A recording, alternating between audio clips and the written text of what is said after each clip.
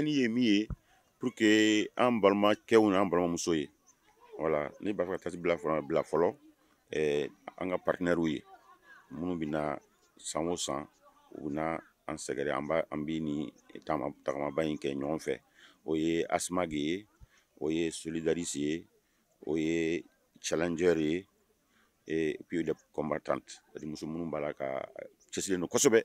nin bana kɛlɛli la parce que a caman fana ye bana garisigɛ tun kɛra a bana in ye donc olu fana cɛsirilen don kosɛbɛ ka mɔgɔ kunnafoni a bana in a kɛlɛcogo ani a kunbɛli cogo b'o fɛngɛ donc o de ye an ka laɲini ye bon an b'a la ka kɛ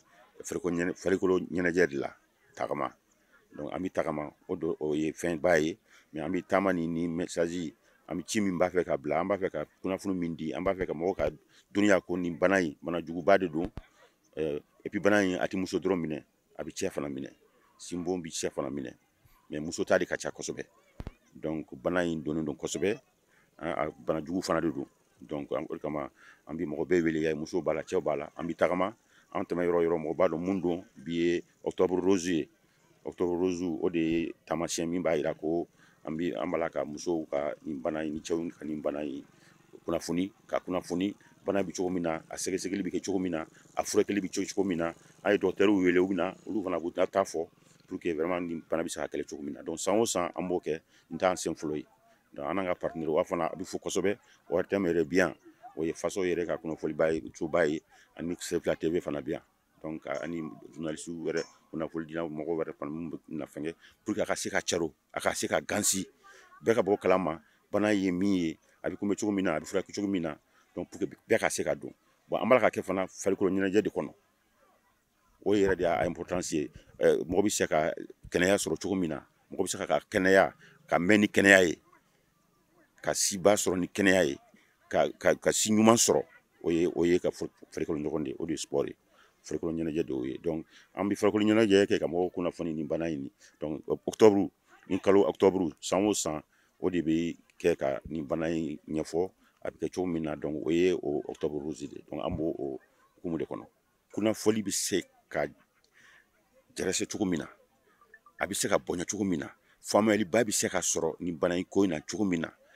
an b'a la ka bila o hukumu kɔnɔ o de kama an ye mɔgɔ caman wele an ka ca ni mɔgɔ 100 ni mɔgɔ 50 ye e y'a ye an ye kilomètre 10 taama donc an bɛ tɛmɛ yɔrɔ yɔrɔ mun de don ni de don bɔn kelen de don sin bɔn kelen de don donc mɔgɔw ka dɔn ka fɔ pour que aw fana n'a y'a bɔ n'a bɔra télé la ni radio mɔgɔ bɛɛ b'a ye u b'a diya u ye u b'a mɛn radio la ka fɔ ko an ka association sport dans ma vie parce que sport dans ma vie o ti Mali dɔrɔn de kɔnɔ a bɛ an ka jamana kɛrɛfɛ jamana caman kɔnɔ donc bɛɛ bɛ n'a ye ko vraiment an b'a la ka min fɔ o ye fasodenya ɲuman baara de don o ye fana cɛsiri baara de don pour que an ka se ka mɔgɔw kunnafoni pour que u ka se ka nin bana in a bɛ kɛlɛ cogo min na voilà o de ye an ka laɲini de ni taama in sanfɛ. Ka d'a kan an y'a fɔ de ko aw bɛna bi kɛrɛnkɛrɛnya ka dɔgɔtɔrɔw dɛmɛ u ka baara la ne b'a faamuya ten de aw ye sɛkasi dondonw de ye e n'a nana k'a fɔ k'aw bɛna nin kaloba in kɔnɔna la ka kɛnɛya sankɔrɔta o ye fɛn ɲumanba de ye ne ye min ye sɔgɔmada in na ka mɔgɔ minnu ye sɔgɔmada in na tuma dɔw la n bɛ n yɛrɛ ɲininka mun na an ka kow tɛ yɛlɛma ka d'a kan ne yɛrɛ ɲana foyi tɛ nin mɔgɔ ninnu sanfɛ Maliko la aw kelen kelenna ye misali de ye aw kelen kelenna an b'a fɔ ma tubabukan na vous êtes des modèles aw kelen kelenna ye misali de ye kada o kama n'a sɔrɔ hali mɔgɔ kelen de tun bɛ na nin yɔrɔ in na aw mɔgɔ nasuwa la n'a fɔra ko ne kana kuma n bɛ na kuma nka n tɛ kuma n kelen tɔgɔ la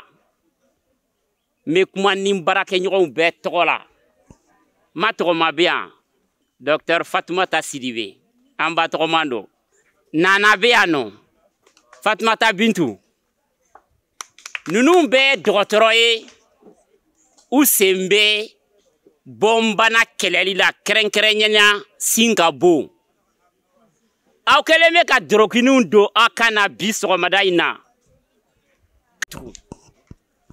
tiɲa la baara ɲuman don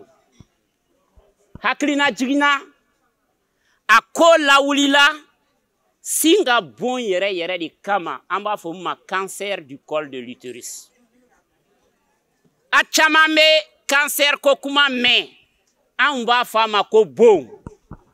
nka bamanankan mɛnba dundenw b'a fɔ a ma de ko wango bana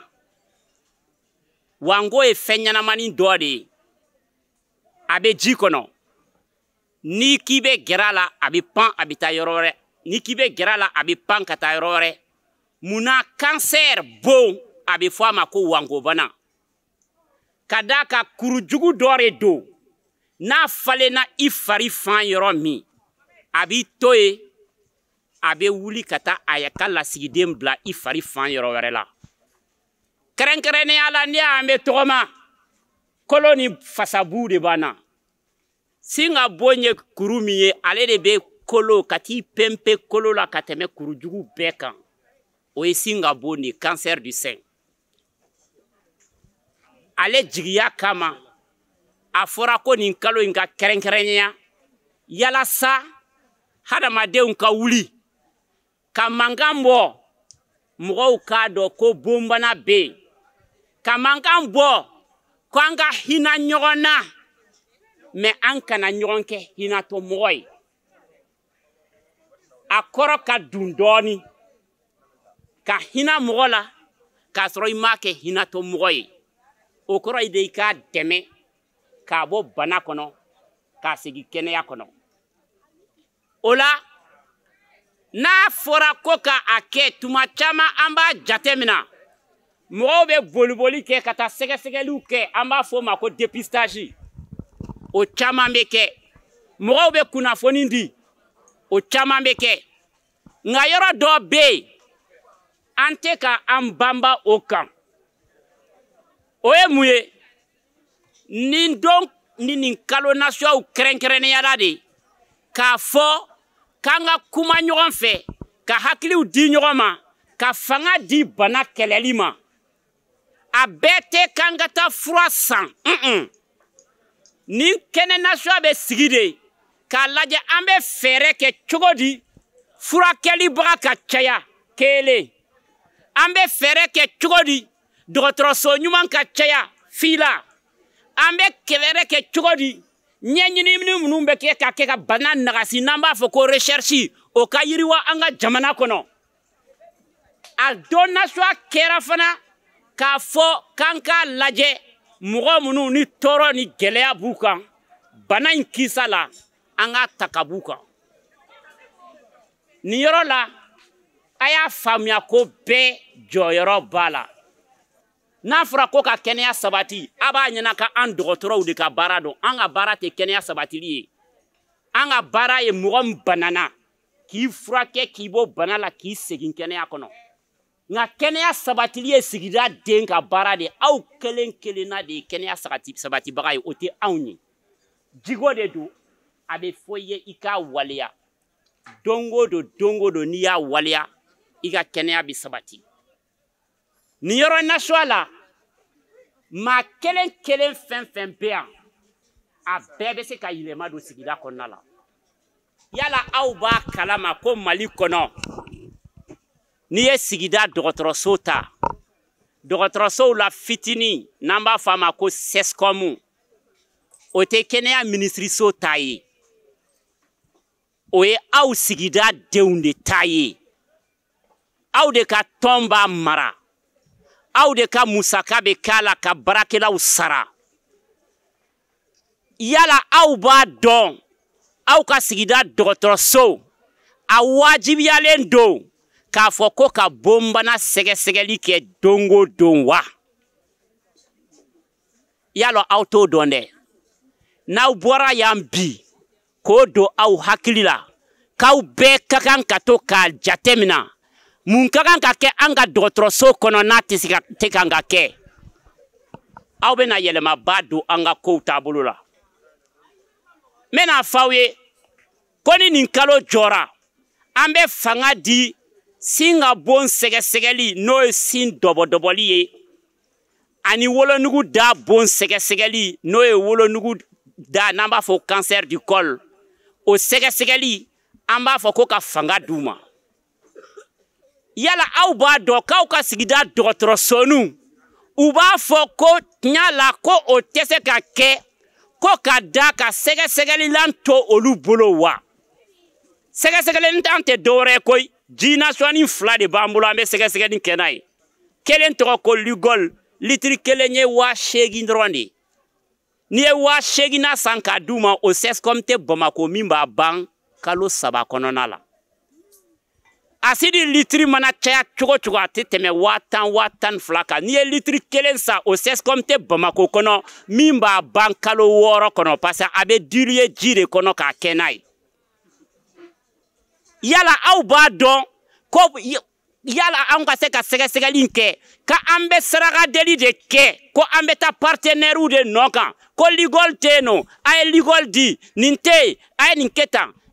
est-ce que aw fɛn fɛn filɛ yan n'a fɔra aw ɲɛna ko aw ka sigida dɔgɔtɔrɔso ka dɛsɛ nin dɔrɔn de la f'an ka saragadeli de kɛ fisabililayi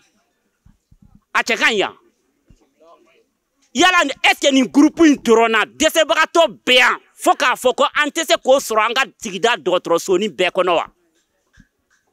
o ye tiɲɛ ye o la ne b'a jigiya ko bi don in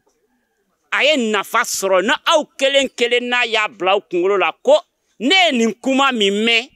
n bɛ gɛrɛ an ka kɛnɛyaso tɔn na n'aw b'a fɔ a ma ko ASACO association de santé communautaire o de bɛ CSCOM mara aw bɛ gɛrɛ u la k'u ɲininka munna u tɛ se ka nin ligol ni acide san k'a di dɔgɔtɔrɔsow la fo an ka taa saragadeli de kɛ ni bɛɛ ye nin kɛ a bɛ n'a ye k'a fɔ ko baara tagabolo bɛ yɛlɛma dɔgɔtɔrɔso kɔnɔ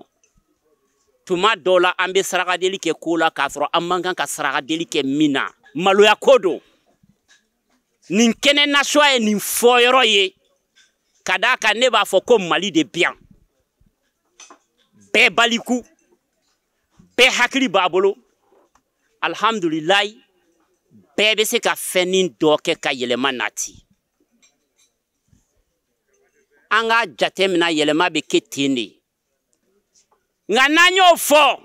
o kɔrɔ tɛ ko n'an y'a kɛ ten ko bonbana bɛ kɛlɛ dɛ fɔlɔ ni bo cancer n'a y'i minɛ an ka jamana kɔnɔ an b'a fɔ salamu aleykum i b'i jɔ i sudingɛ kɔnɔ fo n'i taara bi a kɔnɔ don min na o ye kunun tiɲɛ de ye nka bi tiɲɛ tɛ dɔnniya bɛ yen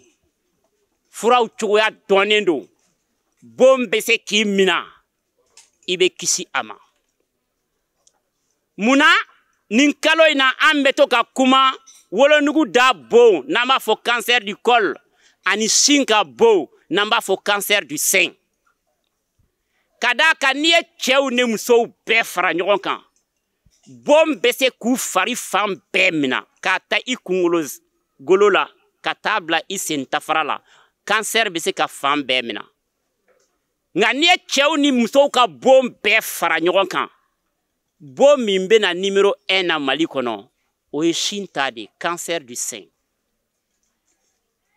n'i ye cancer du sein sin ka bon fana ta 100 o 100 Mali kɔnɔ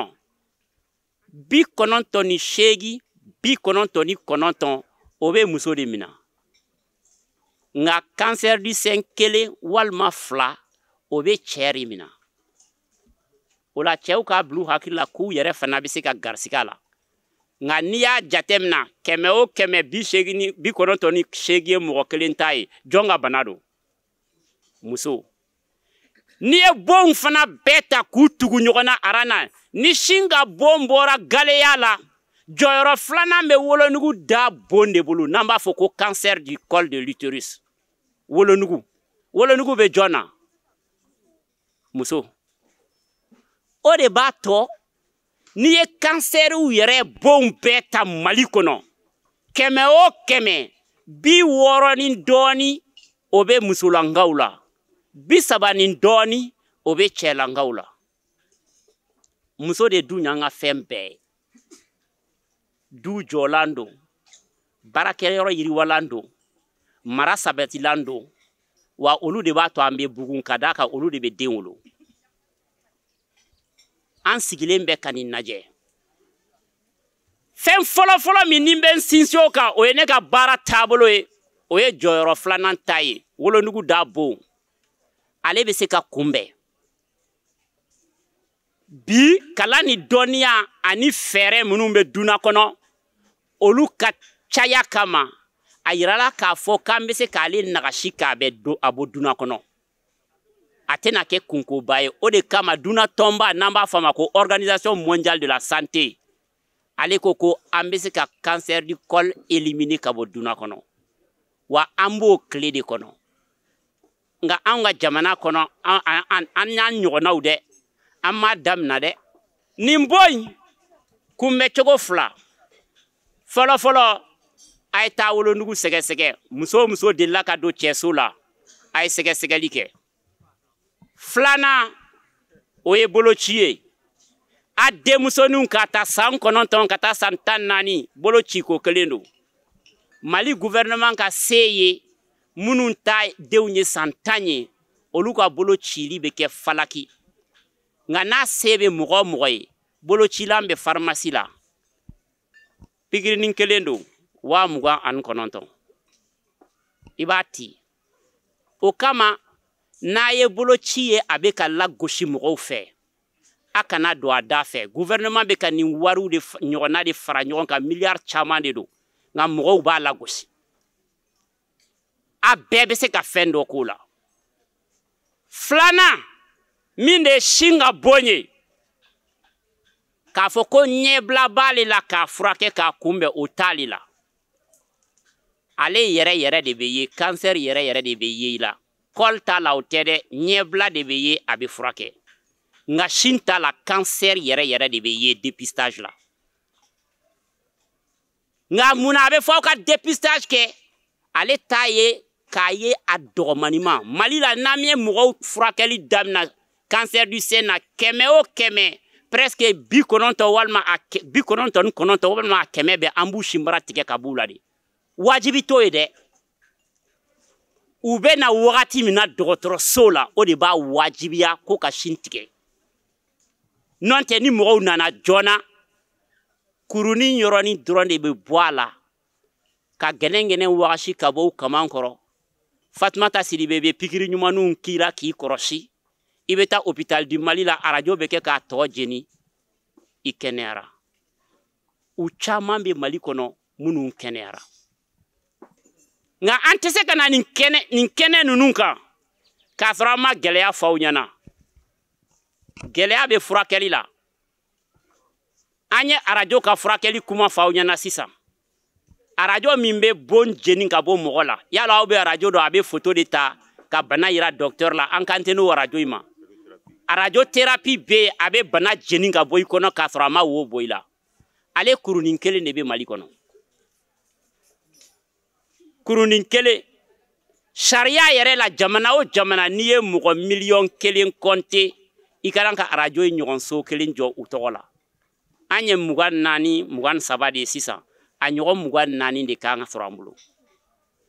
n'an y'an jigi da de ko gouvernement kelen bɛ se ka nin kɛ a tɛ se koyi jamana si kɔnɔ duna kɔnɔ a tɛ ten comparaison n'est pas raison an bɛ boli ka taa jamana dɔw la farafinna yan nɔ olu ye 35,000 36,000 de nka arajo a so ɲɔgɔn 32 de b'u bolo o 32 la mugan ye kɛnyɛrɛyew ta de o b'a yira k'a fɔ ko mɔgɔw bɛ se ka fɛɛrɛw ɲini minnu bɛ jamana kɛnɛya sabati arajo so jɔli k'a ban k'a fɛn bɛɛ k'a kɔnɔ n'i b'a petit format fɛ c'est 2,5 milliards mais c'est pas un luxe pour la santé des femmes c'est pas un luxe pour la santé des hommes dɔw bɛ yan a 2 milliards t'u bolo nga u ka dɔnnibaga ka ca danamɔgɔw don n'u kumana yɔrɔ dɔw la nɔ bɛ bɔ a la nin kɛnɛ nasuwa kan a cɛ ka ɲi an ka nin kunnafoni nasuwa di filanan an y'a fɔ ko Fatumata Sidibe pikirinin kɛ mɔgɔw la pikirinin fana ɲala a da ka gɛlɛn dɛ a da ka gɛlɛn n bɛna a d'a ma a bɛ dɔɔnin f'aw ye pikirinin sɔngɔ kisa kan ani mɔgɔw jɔyɔrɔ bɛ se ka kɛ mun ye a sɔrɔli la. Ay pikiri sɛbɛnna de don sinon a yɛrɛ tɛ se pikirikɛ la. An ce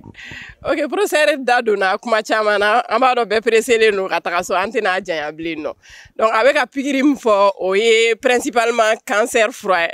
pikiri ye n'an b'a fɔ a ma bɛɛ b'a dɔn ko chimiothérapie donc Mali kɔnɔ yan fura minnu b'an bolo olu ye fura fɔlɔ-fɔlɔ minnu bɔra de donc fura kura minnu bɛ yen nɔ olu se t'anw ye yɛrɛ fɔlɔ olu tɛ yan nɔ mun se b'anw ye n'o ye chimiothérapie ye cancer du sein t'a la an b'a kɛ en général chaque 3 semaines c'est-à-dire ni bana dɔnna pendant 6 mois minimum banabagatɔ bɛ na dɔgɔkun 3 o dɔgɔkun 3 a kan ka kelen kɛ donc n'i y'a a musakaw bɛɛ fara ɲɔgɔn kan a bɛ bɛn à peu près 100 000 à 150 000 donc 20 ka taa 30 ɲɔgɔn na par séance ça veut dire que par mois anw minnu filɛ nin ye peut-être 20 ani 30 t'anw ɲɛna fosi ye wa t'an ɲɛna fɛn ye n'o y'a sɔrɔ i b'a kɛ siɲɛ kelen ka taga n'a fɔra ko dɔgɔkun 3 o dɔgɔkun 3 k'i ka 30 bɔ sérum kelen kama pendant 6 mois ou bien des fois pendant 1 an a se tɛ mɔgɔ caman ye o t'a fura dan ye ko kɔfɛ opération kan ka kɛ radiothérapie kan ka kɛ a ye gɛlɛya min fɔ radiothérapie la mɔgɔ caman tɛ se k'a sɔrɔ Mali la parce que cancer du sein dɔrɔn fura tɛ cancer bɛɛ de don donc mɔgɔw bɛ taa aran kɛ des fois 3 mois u t'a sɔrɔ donc ni minnu ko k'u bɛ taga kɔ kan Mali la n'i y'a sɔrɔ fu don gouvernement y'o kan ye mais ni minnu bɛ taa kɔ kan hali Dakar an kɛrɛfɛ yan walima Abidjan traitement in bɛ kɛ pendant 1 mois ale fɛnɛ sɔngɔ dɔrɔn ye 1 700 000 donc logement t'o la déplacement ni mɔgɔ bɛ da i kan olu si t'o la donc tout ça pour dire que cancer furakɛli ka gɛlɛn mɔgɔ kelen tɛ se État b'anw dɛmɛ dɔɔni ka to ka chimio furaw san ka na san kɔnɔ mais depuis 2012 u ma budget voté u ma budget amélioré donc fura kelen minnu bɛ san il y a plus de 10 ans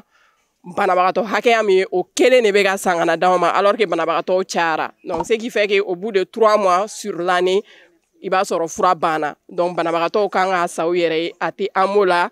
a ko ka gɛlɛn fura kuraw olu ka jugu n'o ye hali sisan semaine passée n ka banabagatɔ dɔ taara Tunisie hali ye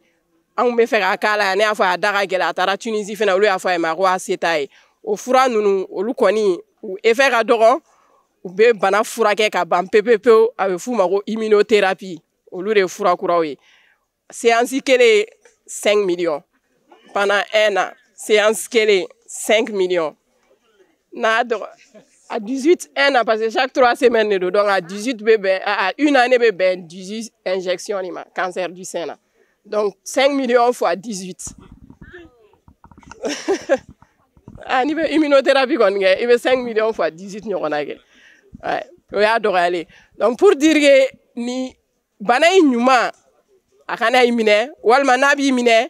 a ka dɔn joona pour que furakɛli musaka ka dɔgɔya parce que plus stade avancé len don plus a sɔngɔ ka ca a taa ni ka seginw ka ca a effet ka ca mɔgɔw bɛ a fɔ chimio u bɛ siran parce que effet b'a la effectivement mais bibi in na an b'olu maîtriser an b'a effet secondaire dɔn an bɛ se k'u kunbɛn n'an ma se ka mun kunbɛn an bɛ se k'olu furakɛ donc an ka problème ba ye musaka de surtout que Mali la a fura ninnu da ka gɛlɛn ce qui fait que a si tɛ an m'o la donc banabagatɔ b'a bɛɛ san u yɛrɛ o gɛlɛyabaw b'an kan an bɛ dɛmɛw ɲini partenaires fɛ an bɛ dɛmɛw ɲini mɔgɔw k'u bolo fara ɲɔgɔn kan ka État dɛmɛ État yɛrɛ ka dɔ kɛ halisa yɛrɛ parce que a bɛ ka mun bɔ o ye dɔ ye mais a ka dɔgɔ mais à notre niveau an fɛnɛ bɛɛ bɛ se ka dɔ kɛ ala dan ka mɔgɔw informer ka mɔgɔw sensibiliser u ka bɔ ka t'u ka dépistage kɛ bana in ka dɔn joona avant que a ka se yɔrɔ jan ma walasa a musakaw ka nɔgɔya o bɛɛ ye dɔ ye donc bɛɛ bɛ se ka dɔ kɛ i jɔyɔrɔ la fosi man dɔgɔ wa an b'a fɔ fɛnɛ dɔrɔmɛ man dɔgɔ ba kelen man ca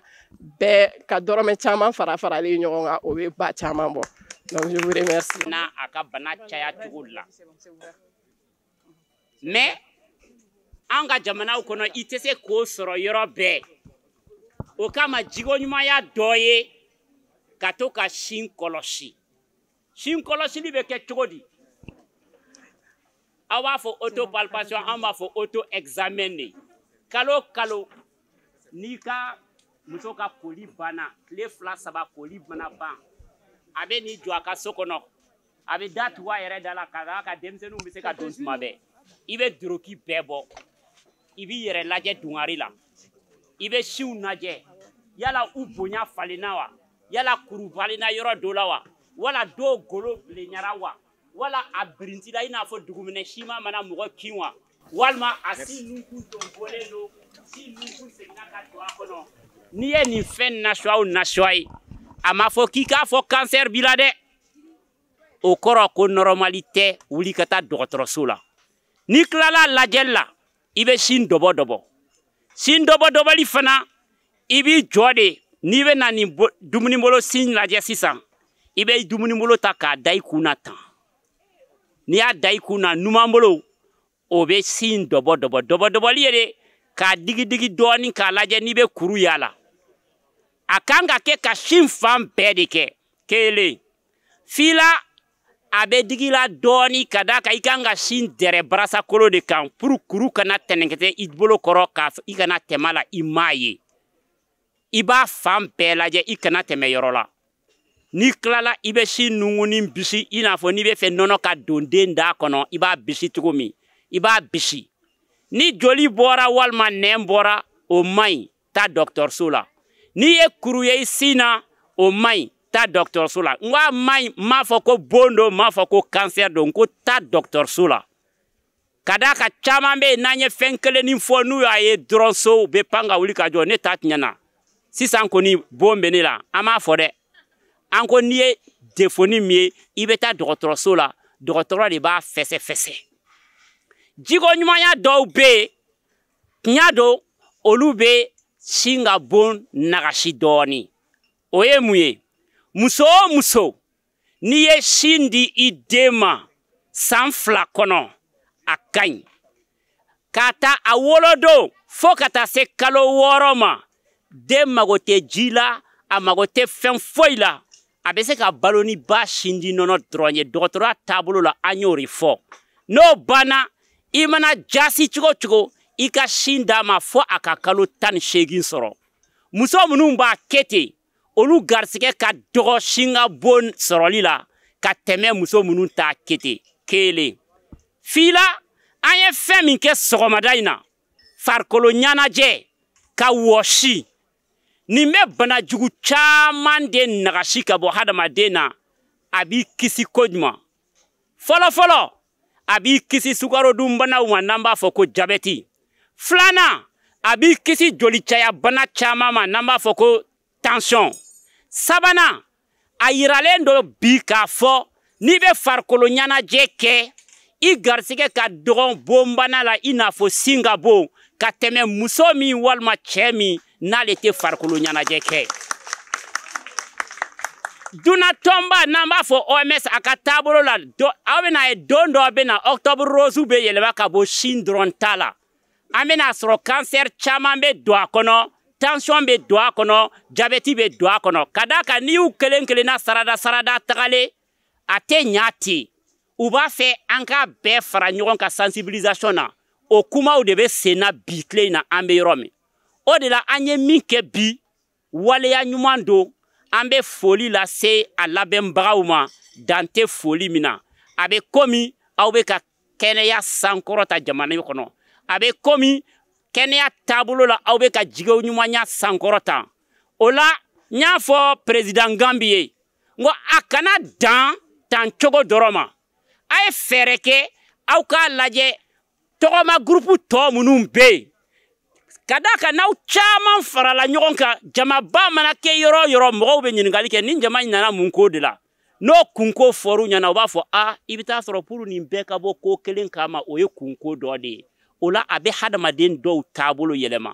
o la Gambi ne b'a fɛ i ka ɲɛmɔgɔya kadira kɔnɔna la san wɛrɛ octobre rose la an k'a lajɛ Bamako groupe de marche ni bolikɛ groupe ni sport groupe caman bɛɛ de ka fara ɲɔgɔn kan dɔnkuru kelen na o ka bon kosɛbɛ a bɛ nafa ɲa nin yɔrɔnin n'an y'a hakili to la a ka ca Ala fɛ a bɛ dɛmɛ kɛ Ala k'o don an garisigɛ la min kɛlen filɛ nin ye nin kuma minnu bɛɛ kɛra yan docteur Tekete ye min bɛɛ fɔ Ala k'a don tulo kunnandiw la donc an b'an ka dɔgɔtɔrɔw fo an bɛ sportkɛlaw fo aw minnu bɛ ka a to nin fɛn bɛ ka jɛnsɛn jɛkulu o jɛkulu b'a to cancer ko bɛ se ka jɛnsɛn o bɛɛ ye a dɛmɛbaga de donc les combattants du cancer an nisɔndiyalen don an invitera an nisɔndiyalen don a bɛnna an ma an ma se ka na ka da ko cogoyaw kan mɔgɔ ma caya ka da ko cogoyaw kan gɛlɛya bɛ sira la o de y'a kɛ donc an b'a fɔ ala ka ni ɲɔgɔnw caya ala k'a ɲɔgɔnw caya taama kun ye de ka mɔgɔw la sensibiliser mɔgɔw ka dɔn k'a fɔ bana bɛ dugu kɔnɔ min bɛ se ka musow sɔrɔ a bɛ se ka cɛw sɔrɔ n'o ye sinabana ye u b'a fɔ a ma ko bon somɔgɔ sama kɔni b'a la an kɔni an ye kuma caman lamɛn an ye kuma caman faamu an ye dɔgɔtɔrɔw lamɛn donc sisan kɔni an bɛ nin kunnafoni de ta ka taa n'a ye an bɛɛ ka so ka an sera ka min faamuya ko la ka t'o lase an ka mɔgɔw ma walasa u fana ka se ka a ko bila en pratique n bɛ welelikan min bila o ye mɔgɔw ka halisa u k'u hakili to nin octobre rose ko in na san o san an b'a kuma fɔ san o san an ka objectif de mɔgɔw ka se ka bɔ ka taa dépistage kɛ donc an b'a ɲini musow fɛ an b'a ɲini cɛw fɛ u k'a ko ta sɛbɛ la u ka bɔ ka t'u ka dépistage kɛ